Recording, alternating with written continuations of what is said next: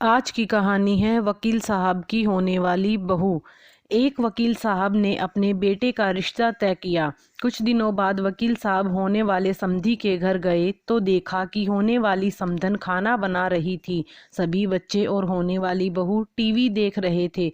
वकील साहब ने चाय पी, हालचाल पूछा और चले आए। एक माह बाद वकील साहब समधी जी के घर फिर गए। देखा समधन जी झाड़ू लगा रही थी, बच्चे पढ़ रहे थे और होने वाली बहू सो रही थी। वकील साहब ने खाना खाया और चले आए। कुछ दिन बाद वकील साहब किसी काम से फिर होने वाले समधी जी के घर गए। घर में जाकर देखा होने वाली समधन बर्तन साफ कर रही थी, बच्चे टीवी देख रहे थे और होने वाली बहू खुद के हाथों में नेल पेंट लगा रही थी।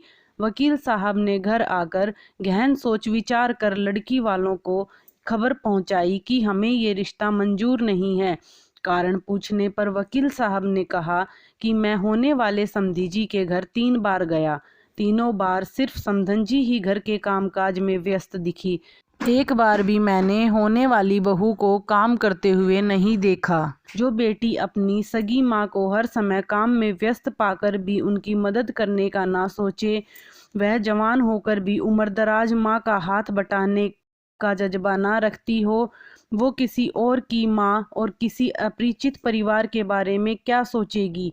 मुझे अपने बेटे के लिए बहू की आवश्यकता है, ना कि किसी गुलदस्ते की जो किसी फ्लावर पॉट में सजाया जाए। इसलिए सभी माता पिता को चाहिए कि वे इन छोटी छोटी बातों पर अवश्य ध्यान दें। बेटी कितनी भी प्यारी क्यों ना हो, उसे घर का कामकाज अवश्य कराना चाहिए। समय समय पर डांटना भी चाहिए, जिससे ससुराल में ज़्यादा काम पड़ने पर या डांट पड़ने पर उसके द्वारा गलत करने की कोशिश ना की जाए। हमारे घर बेटी पैदा होती है तो हमारी जिम्मेदारी बनती है उसे बेटी से बहू तैयार करने की। अगर हम अपनी जिम्मेदारी ठीक तरह से नहीं निभाते और बेटी में बहू के संस्कार नहीं डालेंगे तो इसकी सजा बेटी को तो मिलती ही है और माँ बाप को मिलती है जिंदगी भर गालियाँ।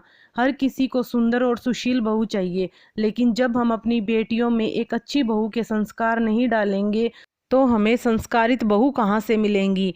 ये कड़वा सच है, शायद कुछ लोग इसे बर्दाश्त भी ना कर पाएं, लेकिन इस पर एक बार गौर जरूर करके देखें। शायद मैं आप तक जो मैसेज पहुंचाना चाहती हूं वो आप तक पहुंच जाए। आई होप आपको कहानी पसंद आई होगी।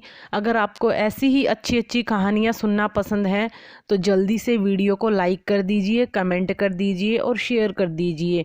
और अगर आप चैनल पर नए हैं तो चैनल को सब्सक्राइब कर दीजिए और बेल आइकन का बटन दबाना ना भूलें। धन्यवाद।